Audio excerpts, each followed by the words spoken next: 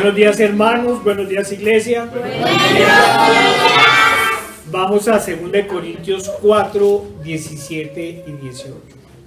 Nos dice la palabra del Señor: porque esta leve tribulación momentánea produce en nosotros un cada vez más excelente y eterno peso de gloria. No mirando nosotros las cosas que se ven, sino las que no se ven. Pues las cosas que se ven son temporales, pero las que no se ven son eternas.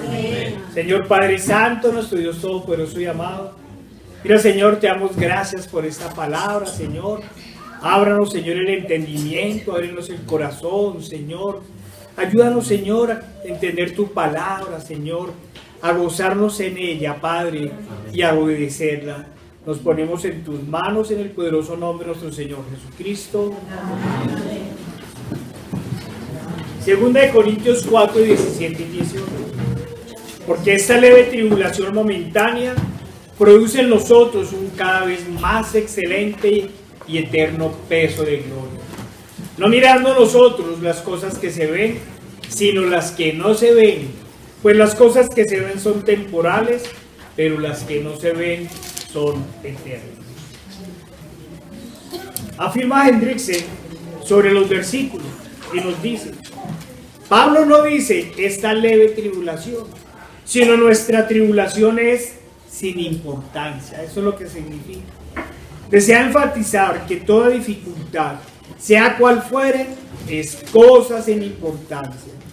Pareciera incongruente que el apóstol que padeció una lapidación de parte de los judíos en Listra quisiera hacernos creer que aquella tribulación fue una experiencia insignificante.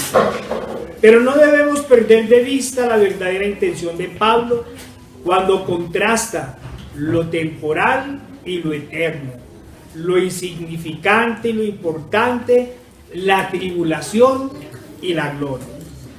Nuestra tribulación produce en nosotros una eterna plenitud de gloria que excede todos los límites. Cada palabra de esta oración es importante. Para empezar, el verbo está en presente indicativo para indicar que se trata de una acción continuada. No podemos decir que la aflicción por ella misma merezca la gloria, porque entonces todos los creyentes la desearían en gran manera e incluso buscarían las dificultades.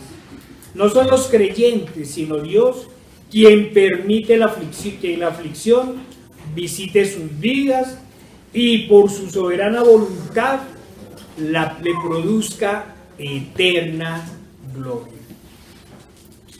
Tal como Pablo y Bernabé le dijeron a los cristianos de Asia Menor: debemos pasar por muchas tribulaciones para entrar en el reino de Dios. Hechos 14, 22. Hermanos, como ya lo hemos dicho en varias oportunidades, en varios periodos de la historia del cristianismo, los creyentes han tenido que pasar por grandes persecuciones. Y Pablo y los apóstoles, y en general los primeros discípulos, tuvieron que pasar por ellas, y gracias al poder del Espíritu Santo en ellos, lo hacían con gran regocijo. Pues habiendo estado en la presencia del Señor muerto y luego resucitado, tenían muy claro lo que les esperaba en el reino de los cielos. Recordemos, por ejemplo, las palabras de Esteban mientras era apedreado. Nos dice en Hechos 7, 54 al 58. Oyendo estas cosas, se enfurecían en sus corazones y crujían los dientes contra él. Pero Esteban, lleno del Espíritu Santo, puesto los ojos en el cielo, vio la gloria de Dios. Y dijo: he aquí, veo los cielos abiertos y al Hijo del Hombre que está a la diestra de Dios. Entonces ellos, dando grandes voces, se taparon los oídos y arremetieron contra él, y echándolo fuera de la ciudad, le apedrearon. Y los testigos pusieron sus ropas a los pies de un joven que se llamaba Saulo. Una y otra vez Hemos leído los momentos en que Pablo, Juan, Pedro fueron azotados, detenidos y los amedrentaban para que no predicaran el nombre del Señor. Y sabemos una y otra vez cuál era su respuesta. Juzguen si debemos obedecer a ustedes antes que a Dios. Y luego de ser azotados, salían gozosos de padecer por Cristo, porque con ello cada día se parecían más a Él. La historia nos dice que todos los apóstoles sufrieron tribulaciones y muerte. Que el único, como lo hemos dicho, que murió de anciano fue Juan, no sin antes sobrevivir sin ningún daño al haber sido echado en aceite hirviendo. Los demás dieron sus vidas por el Evangelio. Nos dice Hendricks respecto a este versículo 17. Las aflicciones del pueblo de Dios son ligeras cuando se comparan con sus desiertos, con los sufrimientos de Cristo. ¿Y por qué no? Con los tormentos de los condenados en el infierno, comparados con los gozos del cielo, que aquí, a modo de oposición, a ellos se llaman un peso de gloria. Tanto los primeros creyentes como los cientos de miles, incluso algunos hablan de millones, de cristianos que han dado su vida por el Evangelio, han muerto con el gozo de la labor cumplida, la predicación del Evangelio y el no negar a su Señor. Acordémonos que durante la Inquisición el sacrificio era para que negaran a Cristo y ellos gozosos entregaron su vida por la causa. Todos los primeros no pocos cristianos han sido arrestados, torturados y expropiados por su fe. Pero todos han padecido con un gozo en sus corazones, recordando que Cristo fue el primero en padecer y en dar hasta la última gota de su sangre como sacrificio vivo para dar salvación a todos los que en Él creen y reciben por medio del Espíritu Santo un nuevo nacimiento con todo lo que ello implica. Gran parte de la historia de la Iglesia es la historia de las tribulaciones de los creyentes. Son apenas estos 150 últimos años en que en gran parte de Occidente los cristianos hemos vivido en relativa paz, exceptuando las persecuciones en los países comunistas. Hace algún tiempo recordábamos en una prédica que en Colombia, no me imagino cómo sería en México, hasta hace unos pocos años, los protestantes sufrían persecución, afrentas y las más terribles formas de muerte. Recordémonos que tuvimos una historia terrible, una de las partes de nuestra historia negra, terrible, que fue la violencia de los 50, en donde se ensañaban unos partidos contra otros. Esas mismas muertes terribles que se hacían entre ellos, se las aplicaron a los cristianos, por el grave delito de ser cristianos. Una pequeña muestra del desprecio que se sentía por todos los protestantes y que yo mismo recuerdo con vergüenza y tristeza son las humillantes burlas que hacíamos los muchachos de mi barrio al pastor y a sus hijos que tenían una iglesia cercana a mi casa. Pero también es cierto que no todos los cristianos hemos pasado por persecuciones, menos aún en estos tiempos. Pero que también lo hemos afirmado en reiteradas ocasiones, no hay cristiano verdadero que pueda decir que no ha pasado, así sea, por pequeñas tribulaciones propias de la fe. Que no hayan ataques del enemigo usados como pruebas por el Señor. Hermanos, las solas luchas internas que tenemos a diario contra nuestras concupiscencias son prueba de Él. Ni qué decir, como siempre lo hemos dicho, del desprecio de nuestras familias. Porque no es una simple desaveniencia lo que sienten por nosotros, es desprecio. O qué decir de la burla de no pocos de nuestros ex amigos, o la cara de desazón de algunos de nuestros compañeros de trabajo, que muchas veces nos miran como si estuviéramos locos. Claro que estas cosas son más que insignificantes frente a quienes padecieron torturas y finalmente murieron en hogueras, ahorcados o fusilados, de acuerdo con el momento histórico. Habrá muchas personas que dirán: pero yo soy cristiano, llevo 20, 30, 40 años de cristiano y nunca he sufrido la mínima aflicción por mi fe. Y eso puede ser muy cierto.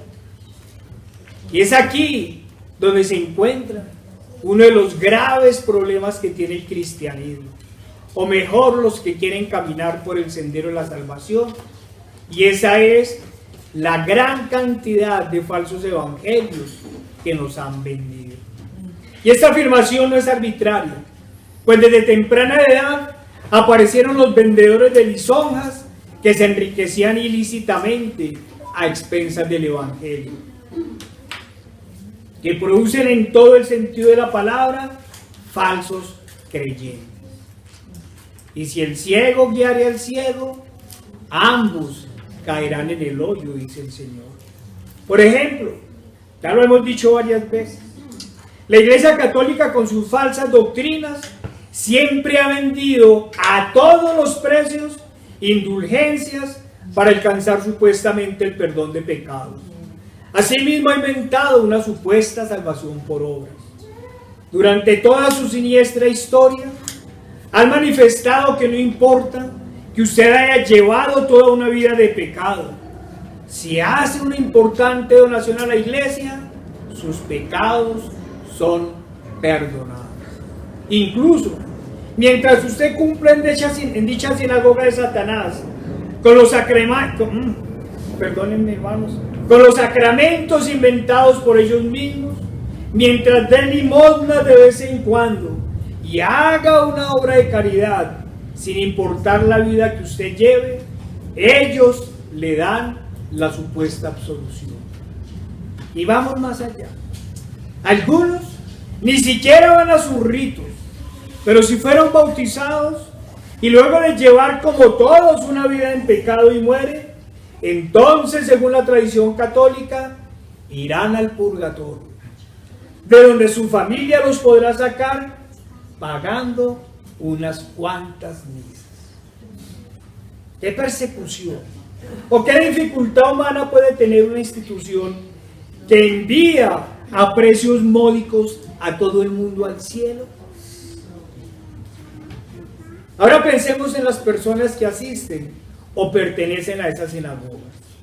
Como no conocen el evangelio, no lo predican. Como nunca han comprendido la gravedad del pecado, no le hablan del pecado a nadie, en especial porque ellos mismos viven en pecado.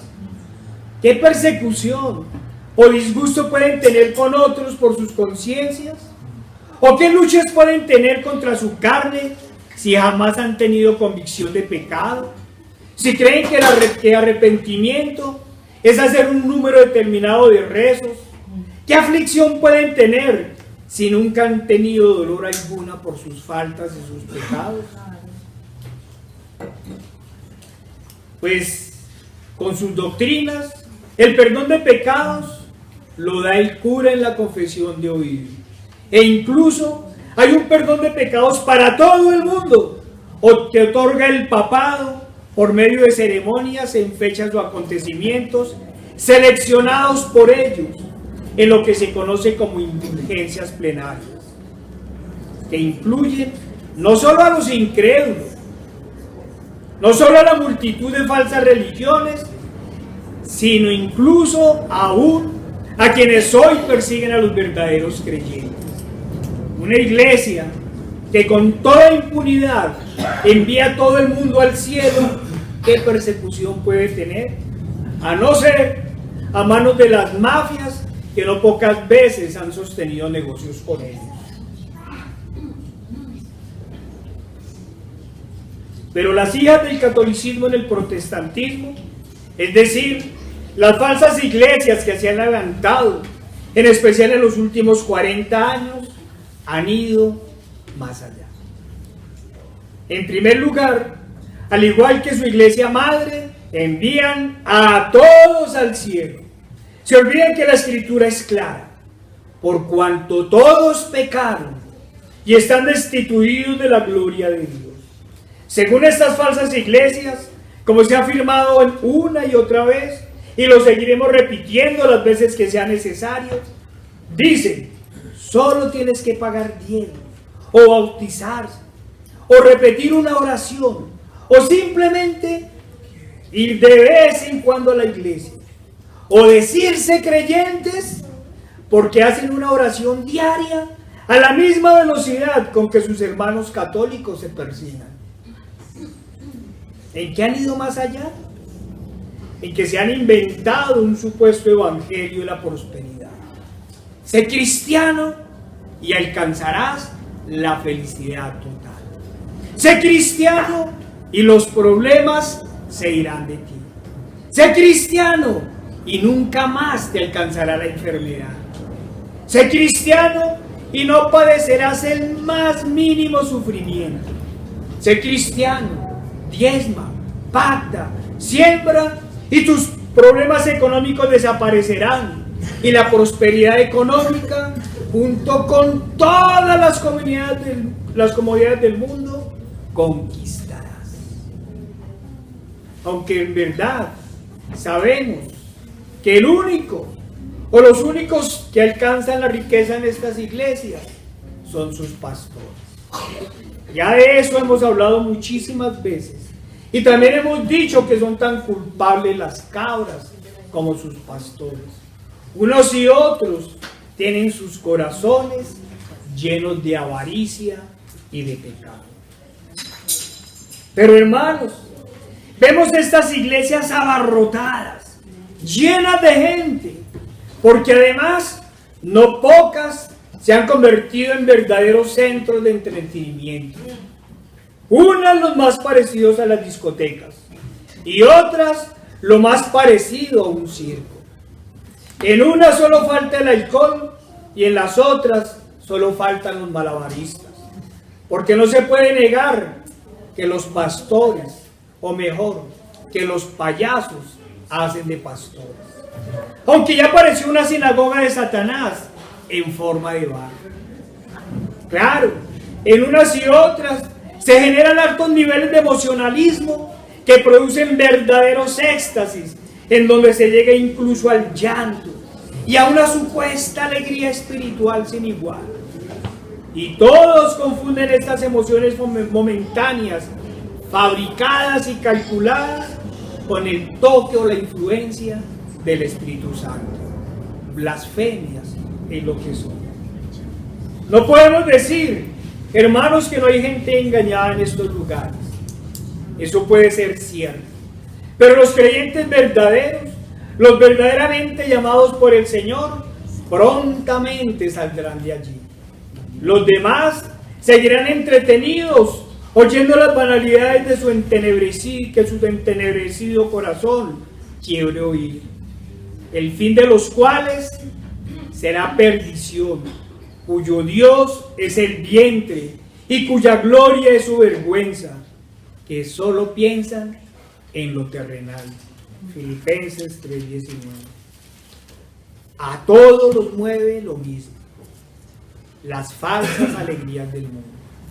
Casi todos miran su nivel de espiritualidad de acuerdo con su nivel de prosperidad, con su nivel de emocionalismo momentáneo, con la felicidad momentánea, que le dan las cosas del mundo, porque como dice el Señor, solo piensan en lo terrenal. Pero se les olvida que Saulo de Tarso lo tenía todo: prosperidad económica, posición social, tranquilidad, falsa salvación por obras. Los únicos que le quitaban la satisfacción de su vida eran los seguidores de Cristo. Su posición como fariseo de fariseos le permitían vivir como los cristianos modernos sueñan vivir, bendecidos y en victoria, con una excelente condición social y siguiendo a todo aquel verdadero creyente, persiguiendo, a todo aquel verdadero creyente que se atreva a señalar sus pecados. Pero a Saulo un día le rodeó un resplandor de luz del cielo, y cayendo en tierra oyó una voz que le decía: Saulo, Saulo, ¿por qué me persigues? Él dijo: ¿quién eres, Señor? Y le dijo: yo soy Jesús, a quien tú persigues. Dura cosa te es dar coces contra el aguijón. Hechos 9, 4 al 5. Y luego del llamado del Señor, Saulo abandonó no solo todas las comodidades que añoran los falsos creyentes, sino toda seguridad para su bienestar, no solo económico, sino físico. Hizo todo lo contrario a lo que enseñan los maestros.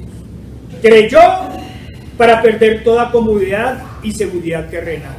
Creyó para hacerse pobre. Creyó para dejar de perseguir y ser perseguido. Creyó para dejar su vida de tranquilidad por una vida de constante tribulación. Creyó no para asegurar su vida, sino para entregar su vida. Pero lo hizo con tal gozo que dijo: lo tengo todo por basura por amor a mi Señor.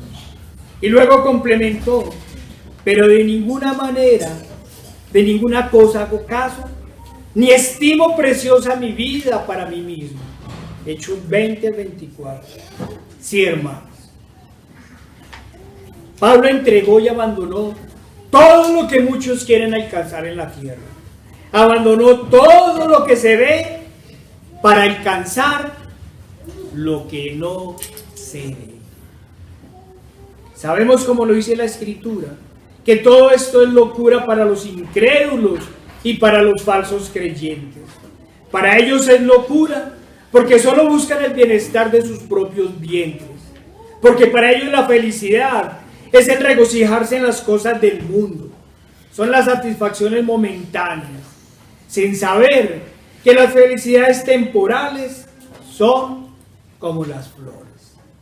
Rápidamente se marchitan y son echadas en el fuego. Y que casi todas son como las drogas y el alcohol. Luego llevan a desgracias de la carne y a desgracias del alma. Mi hermano recordaba que hace algunos años, y lo he dicho también acá, leí sobre los efectos del veneno que llamado éxtasis. Leí sobre las sensaciones que genera la droga, como lo hacen casi todas, mientras tiene el efecto en el cuerpo. Nos decían que esas sensaciones son indescriptibles, pero luego que pasa su efecto, el cuerpo cae en una depresión terrible. Y sabemos cómo se quita el malestar. Así funcionan las falsas felicidades del mundo. Por lo cual, unas y otras son vicios terribles que siempre llevan a la oscuridad del cuerpo y del alma. Son falsas alegrías momentáneas en la tierra para una eternidad de terribles tribulaciones en el infierno. Para tener un pequeño ejemplo de esto, tengamos en cuenta la historia del rico y Lázaro. ¿Y cuál fue la parte, de la respuesta que le dio el profeta al rico? Pero Abraham le dijo: hijo, acuérdate que recibiste tus bienes en vida. Vino supuestamente a gozar, a despilfarrar, a comer, a llenarse de vanaglorias. Y Lázaro también males. Pero ahora este es consolado aquí y tú atormentado. A diferencia de Pablo y de los verdaderos creyentes como él, los incrédulos cambian las cosas que no se ven por las cosas que se ven. Cambian lo espiritual por lo material y lo eterno por lo que perece. para luego ir a una eternidad de padecimientos. Y como se ha repetido en varios momentos, no estamos diciendo que necesitamos ser mendigos o vivir en pobreza para alcanzar la vida eterna. Sabemos que a esta no se llega por obras de justicia propia. Llegamos por medio del sacrificio perfecto, hecho una sola vez y para siempre. Lo que afirmamos es que el Evangelio nunca nos llevará a las vanaglorias de la vida, ni el Señor pondrá aflicciones para perfeccionar en la fe a quienes en verdad no tienen fe en el único y verdadero Salvador, sino que ponen sus esperanzas en las falsas alegrías del mundo. A ellos nunca el Señor les pondrá pruebas, porque ya están condenados. Y entonces, en forma de burla, los impíos nos dicen a los que tenemos un Dios nos dicen que tenemos un Dios que se satisface de nuestros sufrimientos, un Dios que nos hace sufrir. En su ignorancia, o mejor, en su terrible pecado de pretender las cosas maravillosas de Dios, no quieren aceptar que ese Dios, al contrario de lo que ellos creen, es sinónimo de misericordia y que no nos pide ningún sufrimiento para darnos salvación eterna, porque precisamente el Dios, hecho hombre en Jesucristo, padeció para pagar el precio de nuestra salvación. No nos llama a sufrir, porque Él sufrió por nosotros. Nuestro Dios nos ha preparado a nosotros las mejores cosas. Dice la palabra del Señor en Mateo 7, 9 al 10. ¿Qué hombre hay de vosotros que si su hijo le pide un pan, le dará una piedra? ¿O si le pide un pescado, le dará una serpiente? Pues si vosotros, siendo malos, sabéis dar buenas dádivas a vuestros hijos, ¿cuánto más vuestro Padre que está en los cielos dará buenas cosas a los que le pidan? Por ello debemos insistir una y otra vez, hermanos, lo que nos dicen las Escrituras, que las promesas de Dios son eternas y no son temporales, son espirituales y no son materiales. Vayamos, hermanos, a Apocalipsis 21, 1 y 4.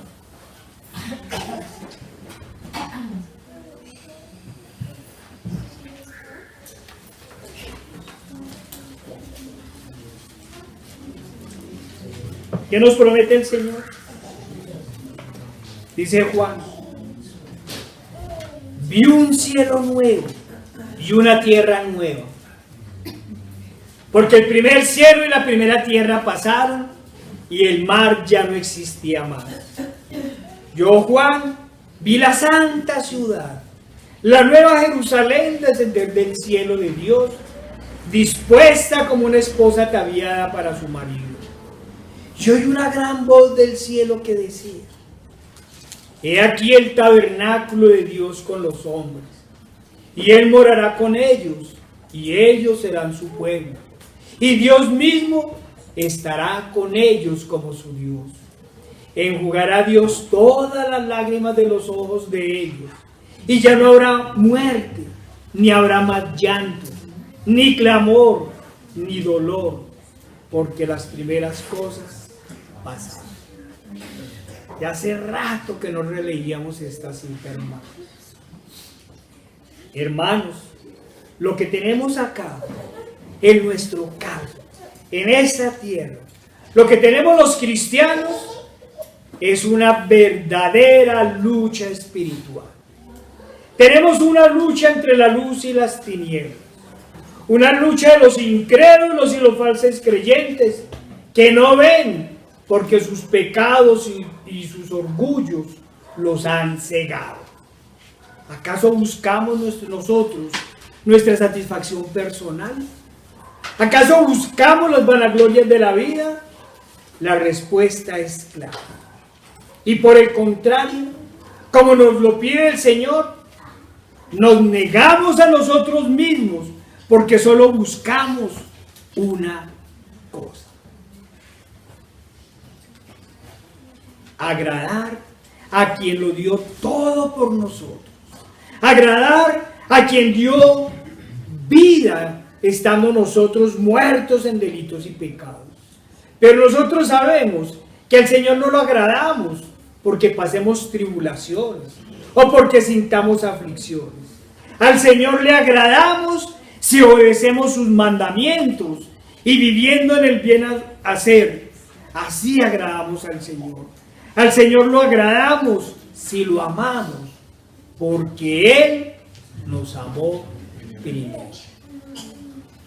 Sabemos que todo lo que estamos diciendo suena a locura a los incrédulos, a los falsos maestros y a los falsos creyentes, aquellos que nunca han entendido el Evangelio, porque como dice la Escritura, si hubieran entendido, no hubieran matado al Señor de la gloria, porque la verdad es que ellos aborrecen el verdadero Evangelio y por ende nos aborrecen a nosotros. Aborrecen el Evangelio porque para ellos el Evangelio está encubierto. Vayamos a 2 Corintios 4, 3 al 4.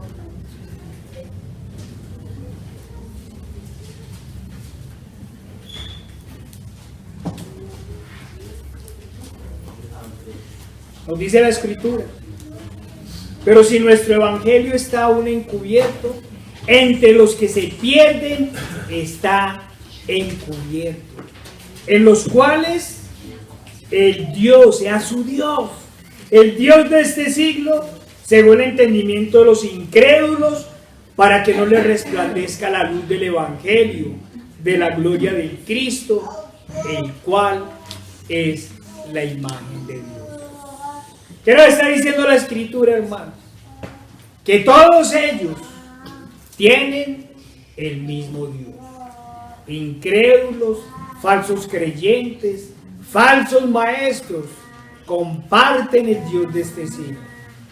¿No es el maligno el que siembra la duda y la maldad en uno? ¿No es el maligno el que los lleva a amar la codicia y las vanaglorias de este mundo? ¿No es el maligno el que los lleva a aborrecer a Dios y a su palabra? Sí, amigo, no se engañe. Si usted amara, esto es para los que se creen cristianos, si usted amara a Dios y a su evangelio, no iría tras las vanaglorias de la vida o tras las falsas paz. Si usted amara a Dios, no se enojaría, ni se indignaría cuando escuchara hablar de pecado, de justicia y de juicio. Ni qué decir de los supuestos ateos, que dicen que no hay Dios, pero constantemente se la pasan en guerra contra el Creador y contra sus creyentes. Constantemente se la pasan denigrando del Dios de los cielos y de sus hijos en la tierra. ¿De dónde tanto odio? De su padre el diablo. Si no hay Dios, entonces ¿con quién pelea? ¿Con quién? No hay Dios, ¿a quién aborrece? Pero no es que ahora digan que entonces son inocentes porque el maligno domina sus vidas. No, recuerden que son sus propias concupiscencias las que aprovecha el maligno para apartarlos cada vez más de Dios. Y que además los pecadores no hacen nada para impedirlo. Por el contrario, se lanzan de lleno al pecado. Unos y otros se hacen enemigos de Dios. Los falsos creyentes dicen que aman a Dios, pero aborrecen su evangelio y su ley. Y el Señor dice: si me amáis, guardad mis mandamientos. Juan 14, 15. Por ejemplo, los católicos dicen que aman a Dios, pero siguen el magisterio y las leyes de sus papas. Hacen culto a María y a los llamados santos católicos, que de santos no tienen nada. Y rinden culto a las estatuas. sus vidas personales son, como es lógico, sin Dios y sin ley. Y a pesar de que algunos logran ser moralistas, todos toman cada celebración como oportunidad para la borrachera y las fiestas mundanas. Verán esos moralistas de mal genio, cómo arremeten con palabras que solo ellos tienen en su venenosa boca. Lo único que los diferencia, o que diferencia a algunos de los falsos creyentes del protestantismo, lo único que diferencia a unos y a otros, es el amor a los ídolos. Sí, de pronto los falsos creyentes del protestantismo no creen en los ídolos, pero todos aman el mundo. Todos creen que las persecuciones y las tribulaciones solo acontecen a esos locos radicales, que según ellos son extremistas en la fe y que no son necesarias ningún sufrimiento para la vida cristiana, aunque la palabra del Señor diga lo contrario. Hechos 14:22, confirmando los ánimos de los discípulos, exhortándoles a que permaneciesen en la fe y diciéndoles: es necesario que a través de muchas tribulaciones entremos en el reino de Dios. Una vez más leemos esta cita. Y una vez más también es necesario aclarar que la palabra del Señor no está diciendo que la condición para entrar en el reino de los cielos sean las tribulaciones o que las aflicciones que conllevan sean necesarias para alcanzar la salvación y por ende el perdón de los pecados. Porque esto únicamente lo logramos por medio del sacrificio de Cristo. Porque sabemos que la salvación es un regalo de Dios. Las aflicciones, al igual que las obras, no se hacen, o en este caso, no se padecen para alcanzar la salvación, sino porque se nos ha concedido, se nos ha regalado la salvación. Hermanos, hablemoslo en términos humanos. Usted no va a la guerra para hacerse soldado. Usted se hace el soldado para ir a la guerra. En el campo de la fe, usted no lucha contra el pecado para ser salvo, sino que como es salvo, lucha contra el pecado. Así son las tribulaciones. A usted no le llegan las tribulaciones para ser salvo, sino porque es salvo, llegan las tribulaciones. Pero hermanos, no podemos negar que algunas tribulaciones son simplemente las consecuencias de nuestros pecados pasados. Unas lo son directamente y otras lo son indirectamente. Por ejemplo, no podemos negar que el enemigo muchas veces utiliza nuestros pecados de la vida pasada, de cuando éramos impíos, para atacarnos hoy.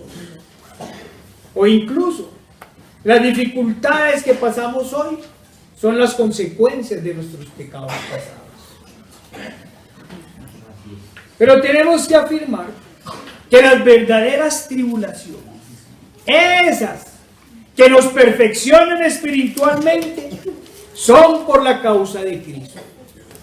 Pablo nunca tuvo persecuciones cuando era fariseo de fariseos. Como sabemos, por el contrario, él era el perseguido. Nunca pasó necesidades, ni tuvo luchas con su pecado cuando era fariseo. Pero cuando el Señor lo llamó como discípulo, aparecieron todas las pruebas y las dificultades. Pero de todas lo libró el Señor. Amén. Y cuando llegó el momento de la muerte, por la causa de Cristo, dijo como el Señor: para esto he sido llamado. Por lo cual asimismo padezco esto, pero no me avergüenzo, porque yo sé a quién he creído y estoy seguro que es poderoso para guardar mi depósito para aquel día. Segunda de Timoteo 1:12. Y también dijo, porque yo ya estoy para ser sacrificado. Mira esa calma, miren esa paz. Yo no me lo imagino ni llorando, ni yendo al psicólogo, porque yo ya estoy para ser sacrificado y el tiempo de mi partida está cercano. He peleado la buena batalla, he acabado la carrera, he guardado la fe y viene la esperanza. Me está guardada la corona de justicia, la cual me dará el Señor, juez justo, en aquel día. Y no solo a mí, sino también a todos los que aman su venida. Amigos, hablo a los amigos, no se engañen. Los verdaderos cristianos no tenemos nuestros ojos puestos en la tierra, sino en el cielo. No tenemos nuestros ojos puestos en lo que se ve, sino en lo que no se ve. Nuestras esperanzas no están en este mundo. Por eso, las tribulaciones y aflicciones que vienen por ellas no son cosas terribles que nos acontezcan, sino la forma en que nuestro Salvador nos pone, la forma en que nos ayuda a deshacernos de toda inmundicia y de toda incredulidad. Le clamamos para que nos ayude a gozarnos en ella, y aunque sabemos que no es fácil, porque como Pablo sabemos en quién hemos creído y sabemos que nos espera, nos gozamos en la tribulación. Le clamamos al Señor que no nos deje llegar a la desesperación, sino al gozo. Sabemos, como lo repetiremos nuevamente, que ese maravilloso Dios que resucitó a nuestro Señor Jesucristo, nos resucitará también a nosotros con Él. Amén. Gracias a esta maravillosa y perfecta promesa, no pocos como Pablo han desestimado sus vidas por amor a Cristo, y llenos del Espíritu Santo se han enfrentado a los padecimientos y a la muerte con toda alegría y con toda tranquilidad. Hay unos seres que uno admira, hay unos seres que de verdad que uno se, o sea, no hay palabras para explicarlos. El siguiente en sufrir en este reinado, están hablando del gobierno de María la Sangrienta, fue James Weimar, un respetado ciudadano de Londres, que se había casado con la viuda de un caballero en el templo. Cuando fue encadenado a la estaca, abrazó las ascuas de fuego y dijo: mirad, papistas, ¿buscáis milagros? Aquí veréis vosotros un milagro, porque en este fuego no siento más dolor que si estuviera en una cama. Me es tan dulce como un lecho de rosas.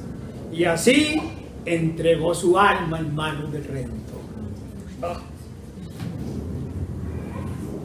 El sacerdote Anthony Parsons fue enviado, y con él otros dos, a Windsor para ser allí interrogados acerca de una acusación de herejía. Y les dieron allí varios artículos para que los suscribieran, los cuales rehusaron. Luego, su causa fue seguida por el obispo Salisbury, que fue el más violento perseguidor en aquel tiempo, con la excepción de Bonner. Era otro monseñor terrible. Cuando fueron traídos a la estaca, Parson pidió de beber, y al dársela, brindó a sus compañeros de martirio, diciendo: gozaos, hermanos, y levantad vuestra mirada a Dios, porque después de este duro desayuno espero la buena comida que vamos a recibir en el reino de Cristo, nuestro Señor y Redentor. Después de estas palabras, Eastu, uno de los sufrientes, levantó los ojos y las manos al cielo, pidiendo con toda calma y satisfacción al Señor en lo alto que recibiera su espíritu. Parson se acercó la paja más hacia él y luego les dijo a los espectadores: esta es la armadura de Dios y ahora soy un soldado cristiano listo para la batalla. No espero misericordia, sino por los méritos de Cristo. Él es mi único Salvador, en Él confío yo para mi salvación.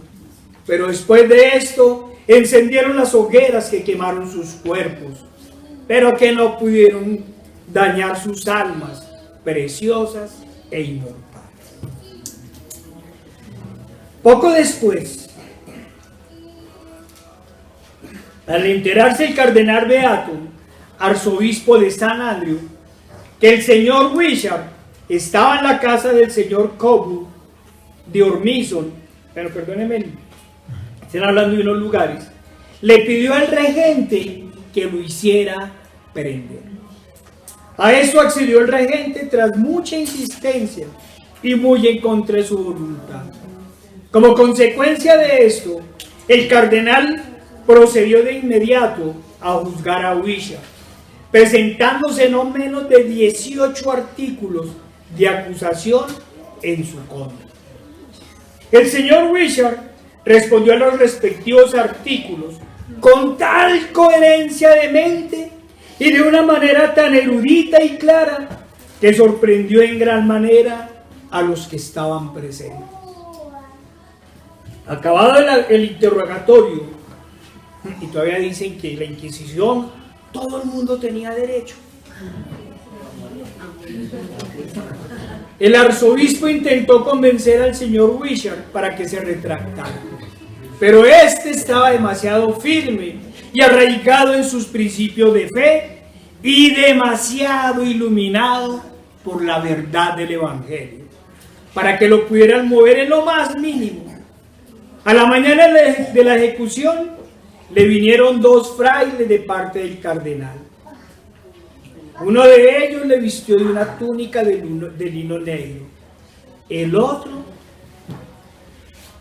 traía varias bolsas de pólvora que le ataron en diferentes partes de su cuerpo.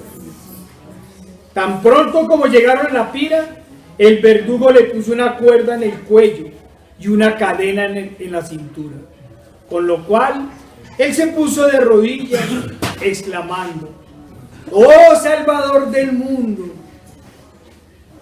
Ten misericordia de mí, Padre del cielo, en tus santas manos encomiendo mi espíritu. Después de esto, después de esto, oró por sus acusadores. Las historias lo ponen a uno terrible, diciendo: te ruego, Padre celestial, perdona a los que por ignorancia o por una mente perversa han forjado mentiras contra mí. Los perdono de todo corazón. Ruego a Cristo que perdone a todos los que ignorantemente me han condenado. Fue entonces encadenado a la estaca y al encenderse la leña se prendió de inmediato la pólvora que tenía atada por su cuerpo, que se encendía en una conflagración y en una llama de humo. El gobernador del castillo, que estaba tan cerca, quedó chamuscado por la llamarada. Y fuera de eso exhortó al mártir, en pocas palabras, a tener buen ánimo y a pedir Dios perdón por sus culpas. A lo cual le contestó: esta llama hace sufrir mi cuerpo ciertamente, mas no ha quebrantado mi espíritu. Estos tipos. Pero el que ahora me mira de manera tan soberbia, desde su exaltado solio, dijo señalando al cardenal, será antes que transcurra mucho tiempo arrojado ignominiosamente, aunque ahora se vuelve tan orgullosamente de su poder. Esta predicción fue cumplida poco después. El verdugo que debía atormentarlo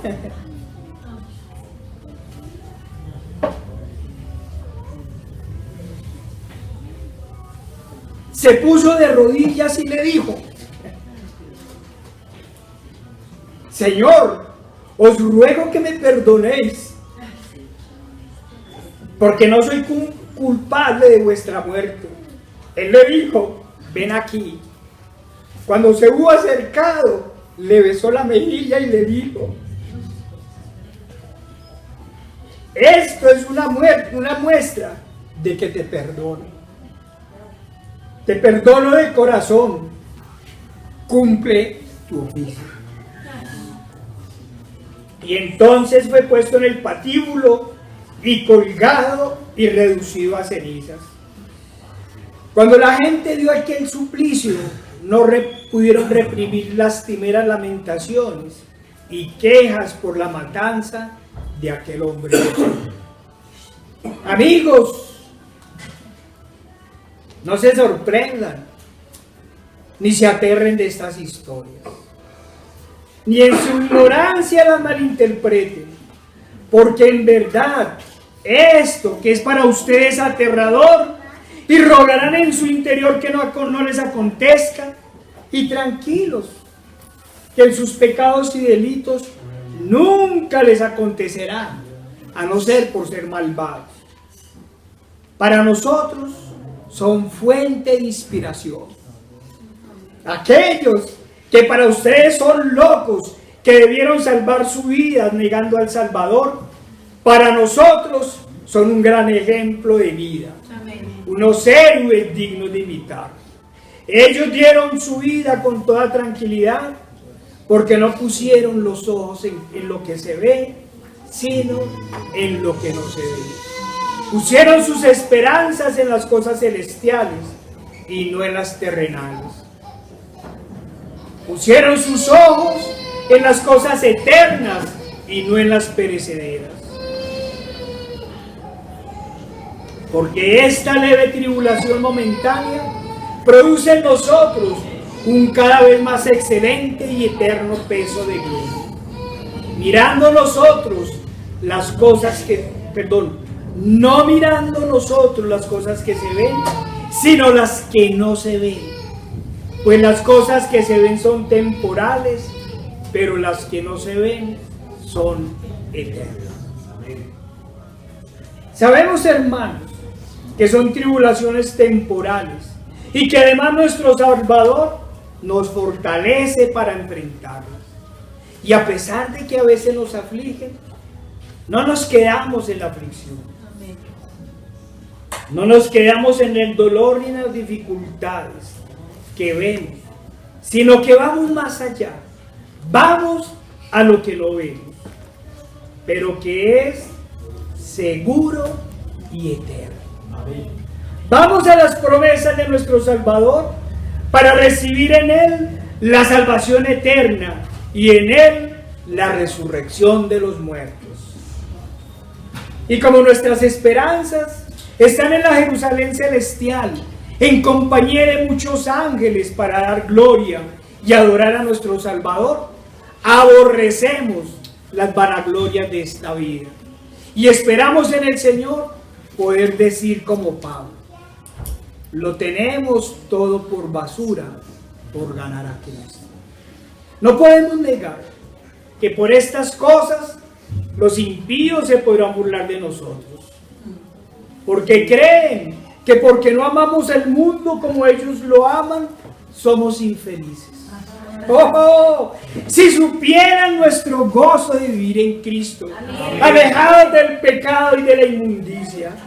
¡Oh! Si conocieran nuestra felicidad de vivir libres de la esclavitud del pecado, libres de vivir para Cristo y en el gozo de nuestra fe.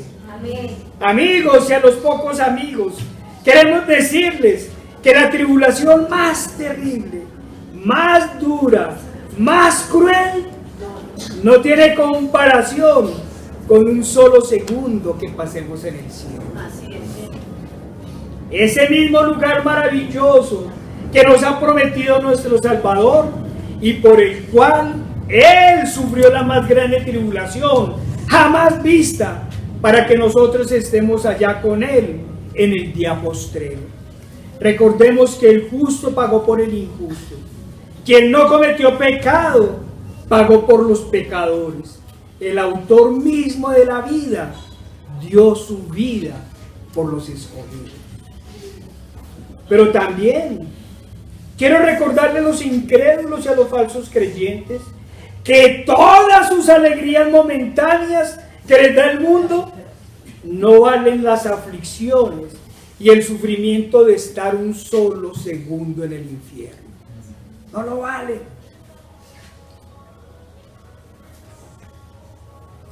Que nuestras aflicciones por la causa de Cristo no son absolutamente nada comparado con las que ellos pasarán en el lago que arde con fuego y azufre.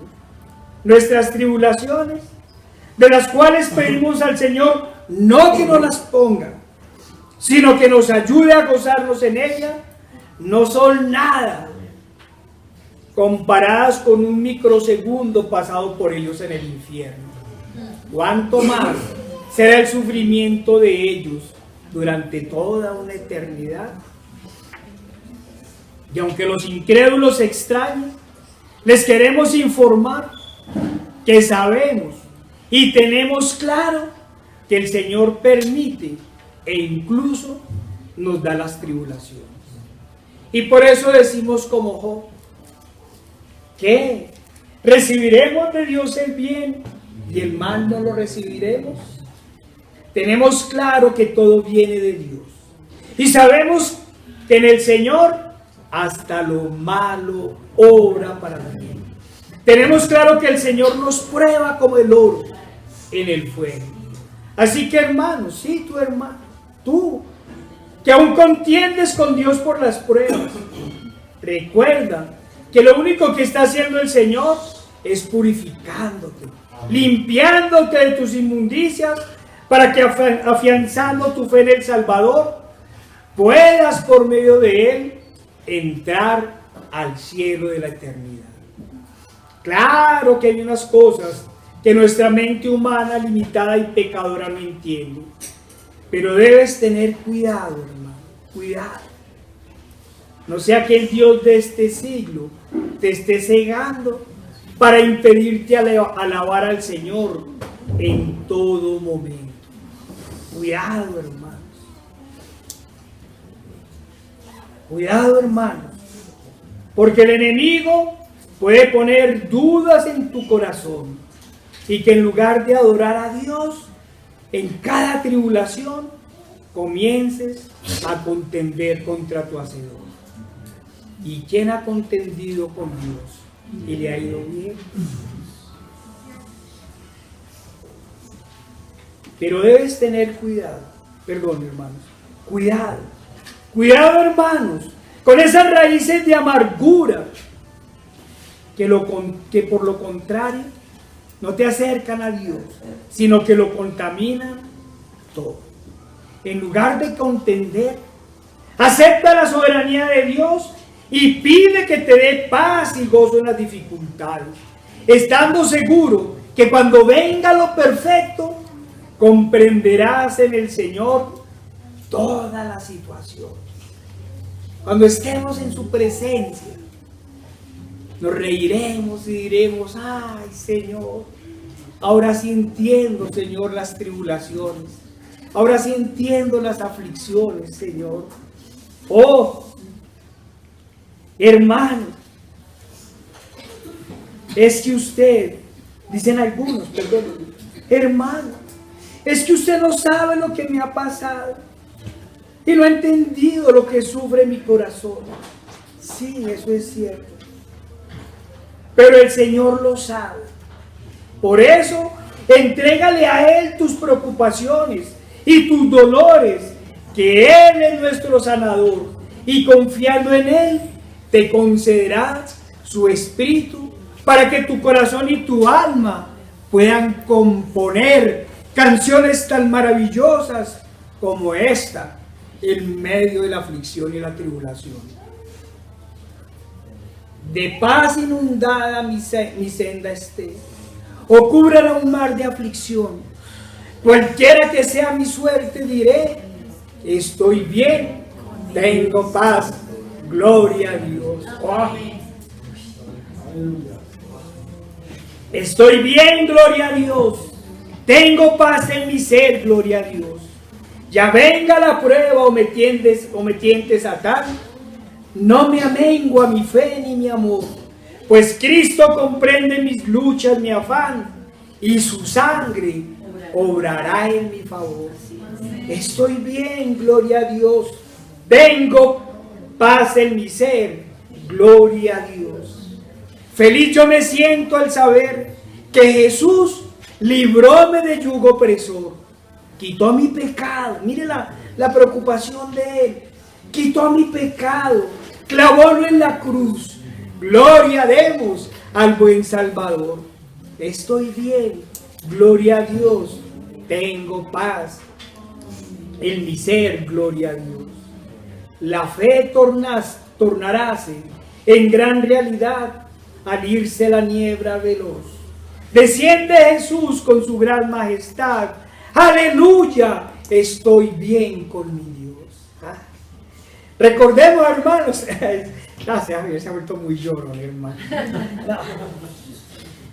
Recordemos, hermanos, que este himno fue compuesto luego que en un viaje de la familia del autor a Europa, en la que por una cuestión ajena a la voluntad de los esposos, Horatio debió quedarse en los Estados Unidos, y Ana y la madre y sus 4 hijas debieron viajar solos. En medio del viaje, un acorazado se estrelló contra el barco en que ellas viajaban, y como resultado murieron 226 personas.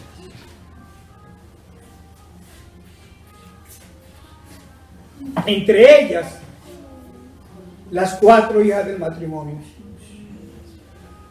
de 11, 9, 5 y 2 años.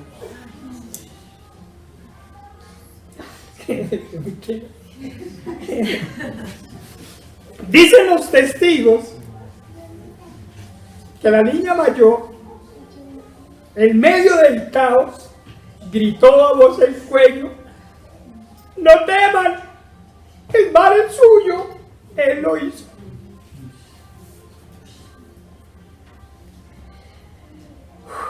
El pastor Nathan Weiss declaró luego del accidente que Ana le dijo en una gran paz las siguientes palabras: Dios me dio 4 hijas, ahora me han sido arrebatadas, algún día entenderé por qué.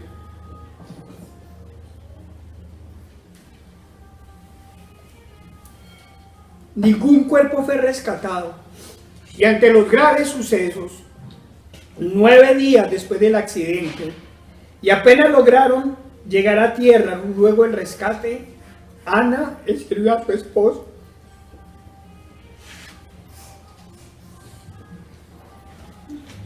me salvé yo sola, estoy bien con mi Dios. Algún tiempo después, durante un viaje, el capitán del barco le dijo a Horatio: se hizo un reconocimiento cuidadoso, y creo que ahora, o sea en este momento, estamos pasando por el lugar donde el barco naufragó. El agua tiene 3 millas de profundidad. Esa noche en su recámara, al no poder dormir, Horacio escribió el himno: estoy bien con mi Dios. En una carta a Rachel, la hermana de su esposa, Horacio escribió: el jueves pasado navegamos sobre el lugar del naufragio, en medio del océano, las aguas de 3 millas de profundidad. Pero no pienso en nuestros seres amados, como si estuviesen allí. Están a salvo, cubiertas en los brazos del Cordero. Sí, hermanos, en medio de la prueba, Horatio alabó al Señor. Ese Dios misericordioso que permitió la prueba, también daba la fortaleza. El Señor le permitió ver y comprender a Horatio lo que los impíos no pueden ver ni entender, que hay una salvación eterna esperando a los creyentes fieles. Amén. Dice 2 Corintios 4, 7 al 15. Pero tenemos este tesoro en vasos de barro, para que la excelencia del poder sea de Dios y no de nosotros, que estamos atribulados en todo, mas no angustiados, en apuros, mas no desesperados, perseguidos, mas no desamparados, derribados, pero no destruidos, llevando en el cuerpo siempre, por todas partes, la muerte de Jesús, para que también la vida de Jesús se manifieste en nuestros cuerpos. Porque nosotros que vivimos, siempre estamos entregados a muerte, por causa de Jesús, para que también la vida de Jesús se manifieste en nuestra carne mortal. De manera que la muerte actúa en nosotros y en vosotros la vida, decía el Pablo. Pero teniendo este mismo espíritu de fe, conforme a lo que está escrito, creí, por lo cual hablo. Nosotros también creemos, por lo cual hablamos, sabiendo que el que resucitó al Señor Jesús, a nosotros también nos resucitará con Jesús y nos presentará juntamente con vosotros. Amén. Porque todas estas cosas que padecemos por amor a vosotros, para que abundando la gracia por medio de muchos, la acción de gracias sobreabunde para la gloria de Dios. Hermanos, ¿acaso algún impío podrá decir esto? ¿Algún incrédulo podrá componer un poema de esto después de una gran tribulación? ¿Después de un gran dolor? ¿Quién, sino únicamente el creyente verdadero, puede, gracias al Espíritu Santo, gozarse en las tribulaciones? Pero como dice la palabra de Dios, al igual que la salvación, esto no viene de nosotros, sino es un don de Dios. Únicamente el Señor, por medio del Espíritu Santo, nos puede fortalecer en medio de la tribulación y darnos esa paz que sobrepasa todo entendimiento. Solo el creyente verdadero es fortalecido en el Señor, y solo la mano de Dios nos puede levantar y sostener en medio de la tribulación. Solo el creyente verdadero puede ver y comprender que el que resucitó al Señor Jesús, a nosotros también nos resucitará con Jesús. Hermanos, aún nos desesperamos frente a las pruebas, nos angustiamos y no entendemos la soberanía de Dios en nosotros. Hermanos, si es así, entonces es la hora que nos entreguemos verdaderamente a Cristo. Es la hora que le pidamos que nos aumente la medida de fe que nos ha dado. Es la hora que le pidamos que nos quite toda incredulidad y que nos dé esa paz que sobrepasa todo entendimiento. Para que podamos decir, como Ana y Horatio, estoy bien con mi Dios. Nuestras hijas están a salvo, cubiertas en los brazos del Cordero. Sí, este es el poder de Dios que los incrédulos no entienden ni perciben, porque su Dios, el Dios de este siglo, los ha enseguecido. Nosotros podremos decir, estoy bien con mi Dios.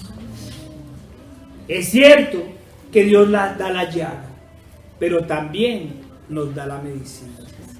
El Señor tan solo nos llama a confiar en Él, a entender que estas leves tribulaciones pasarán pronto si nos aferramos a sus promesas y a sus advertencias. Hermanos, vayamos a Hebreos 12, 12 al 14.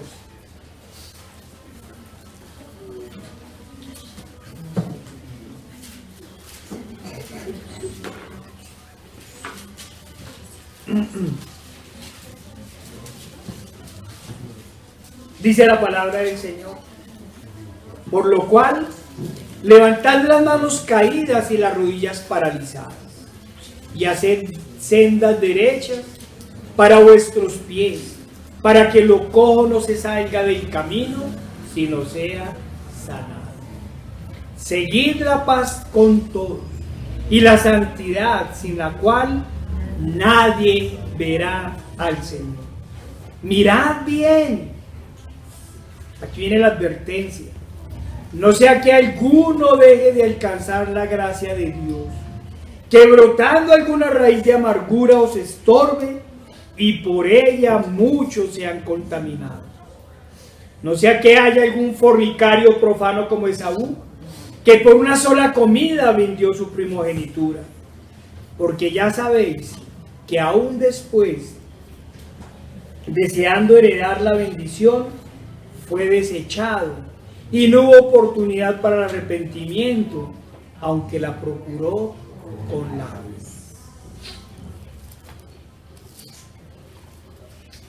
Y dice también la palabra del Señor: porque no os habéis acercado al monte que se podía palpar y que ardía en fuego, a la oscuridad, a las tinieblas y a la tempestad, al sonido de la trompeta y a la voz que hablaba, la cual los que lo oyeron rogaron que no se les hablase más, porque no podían soportar lo que se ordenaba. Si aún una bestia tocara el monte, será apedreada o pasada con dardo. Y tan terrible era lo que se veía, que Moisés dijo: estoy espantado y temblando. Sino que os habéis acercado al monte de Sión, a la ciudad del Dios vivo, la Jerusalén celestial, a la compañía de muchos millares de ángeles, a la congregación de los primogénitos que están inscritos en los cielos, a Dios, el juez de todos, a los espíritus de los justos hechos perfectos, a Jesús, el mediador de un nuevo pacto, y a la sangre rociada que habla mejor que la de Abel. Hermanos, sus promesas son claras. No nos hemos acercado al monte de Sión. Nos hemos acercado al monte de Sión, a la ciudad del Dios vivo, Jerusalén la celestial, a la compañía de muchos millares de ángeles, a la congregación de los primogénitos que están inscritos en el cielo, a Dios el juez de todos, a los espíritus de los justos hechos perfectos. Hermanos y amigos, las promesas son para los que creen, para quienes se entregan por completo a su Salvador, a quienes vencen las burlas de los impíos y tomados de la mano de su Salvador, vencen las aflicciones y se gozan en las tribulaciones. Pero cuidado, hermano, porque las advertencias también son claras. Mirad que no sea que alguno deje de alcanzar la gracia de Dios, que brotando alguna de raíz de amargura os estorbe, y por ella muchos sean contaminados. Hermanos, pidamos al Señor que nos ayude a deshacernos de toda raíz de amargura, para que nada nos estorbe ni nos desvíe del camino de la salvación. Cuidado, hermanos, para que las tristezas ni las preocupaciones, por medio de ellas, le dé cabida al diablo y que nuestras oraciones tengan estorbo. Cuidado, hermanos, con toda raíz de amargura que nos estorbe en el camino hacia Cristo. Recordemos una y otra vez que es necesario que por medio de muchas tribulaciones entremos en el reino de Dios. Hermanos, debemos entender con gozo que las tribulaciones terrenales son simplemente el camino a la gloria eterna. Que el Señor por medio de ellas nos prueba, pero nos fortalece. Que es el Señor mismo quien con brazo extendido nos dará ánimos y nos guiará en la batalla. Será el Señor mismo quien pondrá paz en nuestros corazones y nos fortalecerá para resistir la prueba. Será el Señor mismo quien nos consolará y nos regocijará. Nosotros solo debemos hacer lo que Él nos ordenó. Velad y orad para que no entréis en tentación. Nosotros, hermanos, tan solo debemos entrar a la batalla por medio de la oración permanente. Solo en una relación directa con el Señor seremos fortalecidos para superar toda prueba, por difícil que sea. Hermanos, ¿cómo está nuestra oración? ¿Cómo es nuestra oración en momentos de dificultad? ¿Cómo es nuestra oración en momentos de tranquilidad? ¿Tenemos una relación con el Señor? Hermanos, cuando venga la dificultad, recuerden las palabras del Señor por medio del apóstol Pedro. ¿Ustedes se imaginan un soldado asustado el día de la batalla? ¿Se podría asustar? No, porque para eso ha sido entrenado. ¿Qué nos dijo Pedro?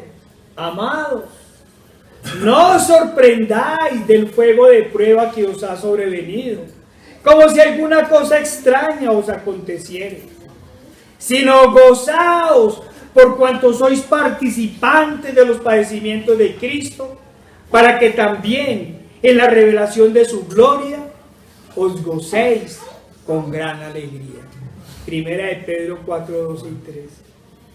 Hermanos, no se nos olvide que cuando atendimos al llamado del Señor, no solo fuimos perdonados y limpiados de toda inmundicia, no solo se nos dio vida nueva, sino que además nos hicimos soldados de Cristo en esta batalla contra el mal.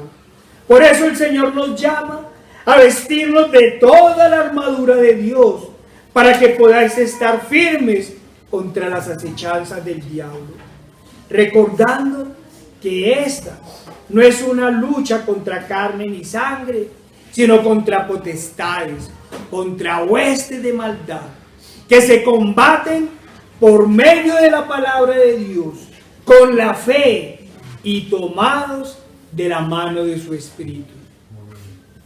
¿Y cómo se lucha en estas batallas? En guerra espiritual, en oración permanente, guardando con fe su palabra en nuestra mente y en nuestro corazón, y siendo obedientes y fieles a nuestro Salvador.